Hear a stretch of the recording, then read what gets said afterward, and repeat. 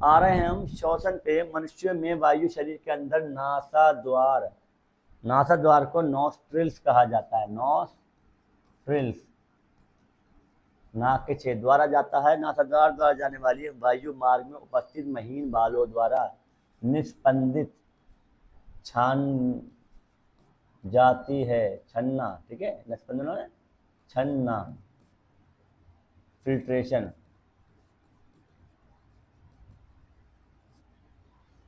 होता है, फिल्ट्रेशन बालों द्वारा निस्पंदित या निस्यंदित भी लिखा होता है कहीं कहीं, जिससे शरीर में जाने वाली वायु धूल तथा दूसरी अशुद्धियों रहित हो जाती है। इस मार्ग में श्लेष्मा की परत, श्लेष्मा को कहेंगे म्यूकस। म्यूकस मान होता है चिकना लिसलिसा पदार्थ। चिकना लिसलिसा, नाक जो होती है आपकी, नाक निकलती है, वो लिसलिसा है। कान में भी होता है, कान में मैल है। पेट में भी होता है, वैक्स होता है पेट में। अमाशय में बताया था हमने कि पेट की परत के अंदर होता है म्यूकस, जगह जगह होता है। जिस प्रक्रम में सहायक होती है, यहाँ से वायु कंठ द्वार द्वारा, गले के रास्ते के द्वारा फुफ्फुस, फेफड़ा, लंग्स, फुफ्फुस को कहेंगे फेफड़ा या लंग्स, में प्रवाहित होती है। कंठ में उपास्थि होती है मुलायम हड्डी के वलय रिंग। बेटा ये देखो, ये है उपास्थि वलय, ये देखो ये रिंग होते हैं, देखो ये दिख रहा है, ये गले के जो रिंग होते हैं, गले ऐसे गोल गोल रिंग की तरह होते हैं। रिंग नुमा संरचना वायु में चिपकने नहीं देती। अगर खाली पाइप होता है, आप देखो एक वॉश बेसिन के अंदर पाइप लगा होता है, दो टाइप का पाइप आता है, एक तो फ्लैट आता है बिल्कुल गोल गोल, और एक आता है रिंग नुमा। आप देखो रिंग नुमा पाइप कभी भी नहीं पिचकता पानी से, लेकिन गोल पाइप नुमा, सिलेंडर नुमा पिचक जाता है। उसके पिचकने से क्या होता है बेटा, उसमें होता है कि जब वायु वहाँ से सक करके किसी वक्त वैक्यूम बन जाता है, तो वैक्यूम बनते ही वायु मान लो किसी कारण से खिंच गई, वायु में प्रवाह हुआ और वायु एकदम सक्करा खींचा, तो वो पाइप पिचक जाएगा, और पिचक जाएगा तो फिर खुल नहीं पाएगा, क्योंकि वायु बाहर से उस पर दबाव डाल देगी। ये पाइप अगर ऐसा होता तो ये पिचक जाता बिल्कुल, ये फ्लैट पूरा पिचक के ऐसा हो जाता। क्यों हो जाता, क्योंकि यहाँ से वायु मान लो किसी कारण निकल गई। लेकिन अगर रिंग में है तो एक जगह से तो निकल सकती है, सबसे वायु नहीं निकल सकती, रिंग में कटिंग है, निकलने में उसको परेशानी होती है, टेढ़ा मेरा रास्ता हो गया। तो वायु हमेशा इसके अंदर रहेगी, इसलिए ये कभी भी दबेगा नहीं, और दबेगा नहीं इसलिए कुदरत ने, नेचर ने इसको मुलायम हड्डी के रिंग बनाए हैं। वही कह रहा है, उपस्थित होते हैं कण में, उपास्थि के बले उपस्थित होते हैं। सुनिश्चित करता है कि वायु मार्ग में निपतित ना हो। निपतित का मतलब वही हो गया कि बंद ना हो, ठीक है, क्लोज ना हो, बंद ना हो।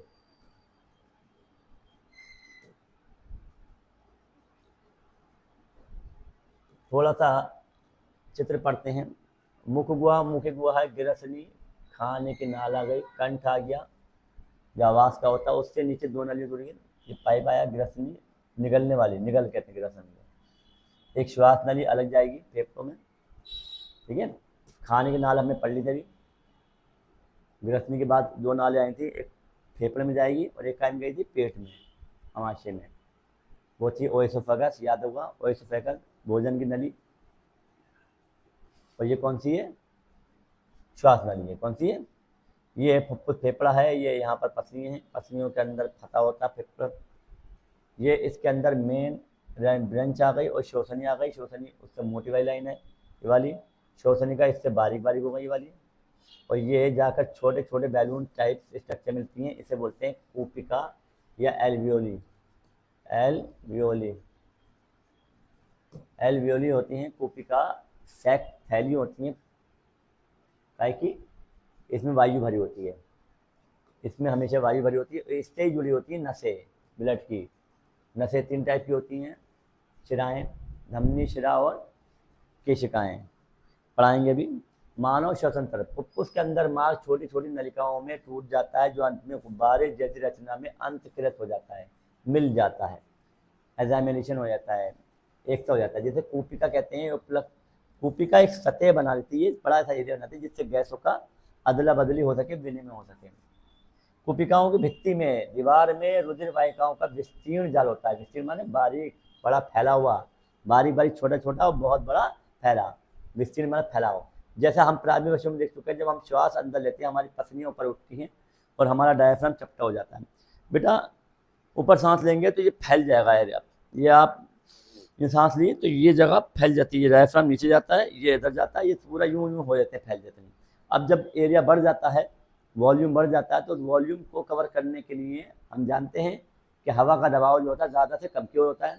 हवा सब जगह है, जैसे ही वहाँ पर फैलाव हुआ, वहाँ पर वायु कम हुई, तो वायु बाहर से अंदर की ओर चली जाएगी विसरण के द्वारा। विसरण मतलब वही ज़्यादा से कम की ओर अंदर लेते हैं, हमारी पसलियाँ उठते उठती, हमारा डायफ्राम चपटा हो जाता है। ये याद कर लेंगे, डायफ्राम चपटा होता है। इसके प्रमाण वक्ष गुहा, सीने की जो पसली की जगह है वो बड़ी हो जाएगी, इस कारण वायु उसके अंदर चूस ली जाती है और फैली हुई कुपिकाओं, कुपिका मतलब एल्वियोली, वही फैली बैलून भर लेती है। रुधिर शेष शरीर से कार्बन डाइऑक्साइड कुपिकाओं में छोड़ने के लिए लाता है।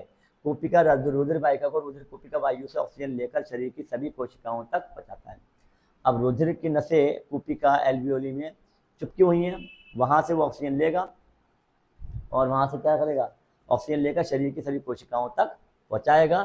श्वास चक्र के समय जब वायु अंदर और बाहर होती है, फुफ्फुस सदैव वायु का अवशिष्ट आयतन रखते हैं। मतलब जब वायु वहाँ से खींची जाती है तो ऐसा नहीं होता कि एल्वियोली के अंदर से सारी वायु बाहर निकल जाए। अगर ऐसा होगा, बैलून में सारी वायु बाहर निकाल लोगे तो बैलून क्या होगा, पिचक जाएगा, पिचक जाएगा तो फिर खुलना मुश्किल हो जाएगा। मैंने आपको बताया था कि जोर लगाना पड़ेगा। तो कभी भी पूरी तरह से वो ब्लड नहीं निकलता, वो ऑक्सीजन नहीं निकलती है, थोड़ी ऑक्सीजन उसके अंदर या वायु रहती है। ऑक्सीजन तो ना कहेंगे, वायु कहेंगे, क्योंकि नाइट्रोजन भी होती है उसके अंदर। वहाँ से खास तौर से ऑक्सीजन ली जाती है और नाइट्रोजन वहीं रह जाती है, जिससे और नाइट्रोजन बाहर निकल जाए, जिससे ऑक्सीजन के अवशोषण तरह कार्बन डाइऑक्साइड के मोचन निर्माण के लिए पर्याप्त समय मिल जाता है। उसमें हमेशा वायु रहती है, उससे ऑक्सीजन को सोखना है। ब्लड को जो खून आएगा आपके नसों के द्वारा, धमनी शिराएँ केशिकाओं के द्वारा, धमनी शिरा तो मोटी होती हैं, केशिका वहाँ तक पहुँचती हैं, केशिकाओं के द्वारा जो ब्लड आएगा वो ब्लड ऑक्सीजन को खींच लेगा और कार्बन डाइऑक्साइड को वहाँ पर छोड़ देगा। इसलिए क्योंकि वो भी विसर्जन के द्वारा जाएगा, ज़्यादा होगा। मोचन माने निर्माण, बनना। मोचन मान होता है कार्बन डाइऑक्साइड का निर्माण, प्राप्त होना, ऑब्टेन। ये बेटा आपको बताइए कि अगर हम सीलिया सांस लेते हैं, सीलिया बाल होते हैं, नाक में जो बाल होते हैं वो सीलिया कहते हैं। वो सीलिया क्या करते हैं, हानिकारक चीज़ों को, बाल को रोकते हैं और जब उनको जाते हैं। फेफड़े कैंसर दुनिया मौत के सामान्य कारणों से एक गिना जाता है। श्वास नली के सांस के ऊपर के हिस्से में छोटी छोटी बालों की संरचनाएं होती है, जिसे सीलिया कहते हैं। बालों को सीलिया कहते हैं। याद होगा पैरामीशियम में भी रोए जैसी संरचनाएं थी, उन्हें भी सीलिया कहा था। पैरामीशियम ऐसा था, तो इसमें भी क्या थे, बाल थे, ठीक है, ऐसे सीलिया कहते थे। सीलिया मतलब बारी बारी रोए होते हैं, रोए समझ लो।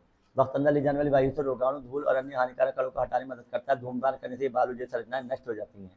धूम्रपान करने से आ गया, सिगरेट पीने से ये बाल लगातार नाक से गायब हो जाएंगे, जिससे रोगाणु, धूल, धुआं और अन्य हानिकारक रसायन फेफड़ों में प्रवेश कर जाते हैं और संक्रमण, खांसी और यहाँ तक के फेफड़ों कैंसर के कारण बनते हैं। पता होगा बेटा, ये तो सिंपल।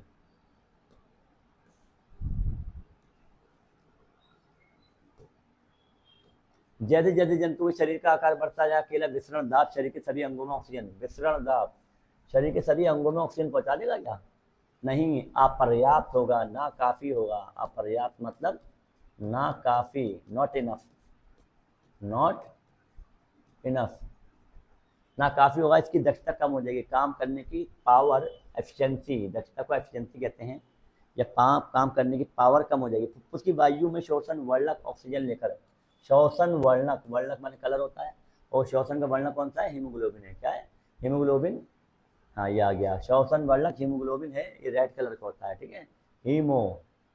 हीमो आयरन होता है, ग्लोबिन एक प्रोटीन होता है। ऑक्सीजन लेकर उन ऊतकों को पचाते हैं जिनमें ऑक्सीजन की कमी होती है। मानव में शोषण वर्णक हीमोग्लोबिन ऑक्सीजन के लिए उच्च बंधुता रखता है, ऑक्सीजन बहुत तेज जुड़ता है, लेकिन ऑक्सीजन से भी ज़्यादा जुड़ता है कार्बन मोनोऑक्साइड। क्या जुड़ता है, कार्बन मोनोऑक्साइड जहरीली गैस है, डाइऑक्साइड नहीं बेटा, कार्बन मोनोऑक्साइड जहरीली गैस है, CO, कार्बन मोनो, एक के लिए मोनो आता है, कार्बन मोनो ऑक्साइड, ये इससे भी ज़्यादा है, सबसे ज़्यादा। जो हीमोग्लोबिन है ब्लड के अंदर आयरन और प्रोटीन का जोड़ हीमोग्लोबिन, वो ऑक्सीजन को अपने साथ जोड़ लेता है, ऑक्सीजन हीमोग्लोबिन आता है और ऑक्सीजन को लेकर जाता है कहाँ पर, सारी कोशिकाओं तक। वहाँ पर ऑक्सीजन मुक्त हो जाती है, वो वापस आ जाता है, और कार्बन डाइऑक्साइड तो बेटा उसमें प्लाज्मा में घुसती है। तो उच्च बंधुता रखता है, बहुत ज़्यादा जोड़ता है किससे, ऑक्सीजन के साथ, लेकिन कार्बन डाइऑक्साइड के साथ जोड़ता है। ये वर्णन लाल रंग कलिंगाओं में स्थिर होता है। कार्बन डाइऑक्साइड जल में अधिक विलय है और इसलिए इसका परिवहन हमारे अधूर में विलय अवस्था में होता है। कार्बन डाइऑक्साइड जल में अधिक घुलती है, इसलिए ये हमारे रुधिर में घुली अवस्था में होता है, इसलिए परिवहन हमारे रुधिर में, ब्लड में विलय अवस्था में होता है, पानी के साथ घुल के रहता है। यदि कोशिकाओं की सतह को फैला दिया जाए तो ये 80 वर्ग मीटर क्षेत्र तक ढक लेंगी। इतनी कोशिकाएं होती हैं, 80 वर्ग मीटर बेटा। 10 बाई 8 का कमरा, 10 मीटर लंबा और 8 मीटर चौड़ा कमरा, 80 वर्ग मीटर हो गया, उसको ढक लेंगे। आप अनुमान लगा सकते हैं आप अपने शरीर का सतही क्षेत्रफल कितना होगा। सतही क्षेत्रफल ज़्यादा है, किस लिए है, क्योंकि ब्लड जितना क्षेत्रफल ज़्यादा होगा उतना अवशोषण अच्छा होगा। विनिमय के लिए विस्तृत सतह उपलब्ध होने पर गैसों का विनिमय कितना दक्ष हो जाएगा, अच्छी तरह से स्किल्ड हो जाएगा। अगर ये एक लंबा सा छोटा सा पाइप होता तो ये इतना काम नहीं करता, लेकिन क्योंकि ये संकुचित है, फैला हुआ है और जगह जगह क्षेत्रफल को बढ़ा रहा है, किसी भी जगह का क्षेत्रफल बढ़ने का कारण ये होता है कि अवशोषण वाष्पोत्सर्जन इस तरह की प्रक्रियाएं ज़्यादा हों। विनिमय के लिए विस्तृत सतह उपलब्ध होने पर गैसों विनिमय कितना दक्ष हो जाएगा।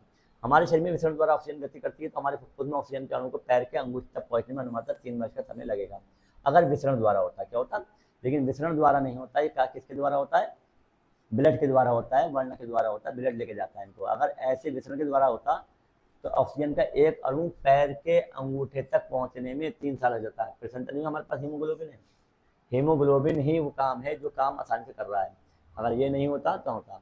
श्वसन के लिए ऑक्सीजन प्राप्त करने की दिशा में एक जलीय जीव की अपेक्षा स्थलीय जीव किस प्रकार लाभप्रद है।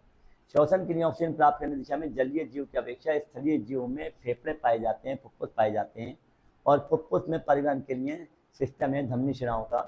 फेफड़े नाक के द्वारा ऑक्सीजन को जो कि बात हो रहा है आराम से पहुंचा देते हैं, जबकि जलीय जीवों में वो पानी उनके क्लोमों से अंदर जाता है। क्लोम माने थोड़े छेद होते हैं कान के चेहरे के पीछे लेफ्ट साइड में देखेंगे, और वो बल द्वारा खींचे जाते हैं, जिसकी वजह से उनके अंदर ब्लड की खींचने की पावर या ऑक्सीजन खींचने की पावर कम होती है ब्लड द्वारा, लेकिन यहाँ पर ब्लड द्वारा ऑक्सीजन खींचने की ज़्यादा होती है। जलीय जीवों में जो स्पीड होती है इसलिए सांस लेने की ज़्यादा होती है, और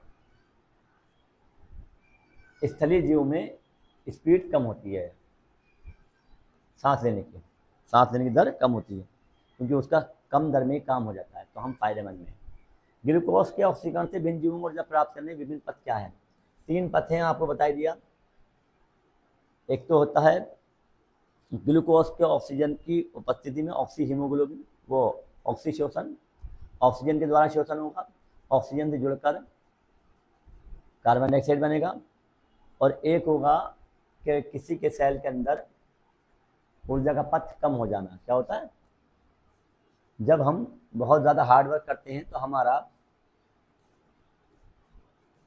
शरीर जो है वो थक जाता है और ऑक्सीजन उसमें नहीं पहुंच पाती, सांस बहुत लेनी पड़ती है। तब हमें ये है बेटा जवाब यहाँ रखा भाई। ग्लूकोज ऑक्सीजन के अनुपस्थिति में 3 टाइप से है, यीस्ट में है, हमारी पेशी कोशिका में है, और माइटोकॉन्ड्रिया में है। 3 टाइप से है, ये दोनों में होता है, मनुष्य प्राणियों में दोनों टाइप से होता है। ये सिर्फ यीस्ट में होता है, खमीर में, यीस्ट खमीर में होता है। यहाँ पे इथेनॉल शराब बनेगी और यहाँ पे लैक्टिक अम्ल बनेगा, यहाँ पे कार्बन डाइऑक्साइड बनेगी। ये क्रैम्प आ जाएंगे पैर में या हाथ में, ज़्यादा हार्ड वर्क करने पर हमारी पेशी जब मसल बहुत काम करती है तो ऑक्सीजन कमी हो जाती है, तब ये काम होता है। ऑक्सीजन की उपस्थिति होती है तब ये काम होता है। ये सवाल का जवाब यहाँ पर है, ठीक है, यहाँ से बना कर लिख दें आप।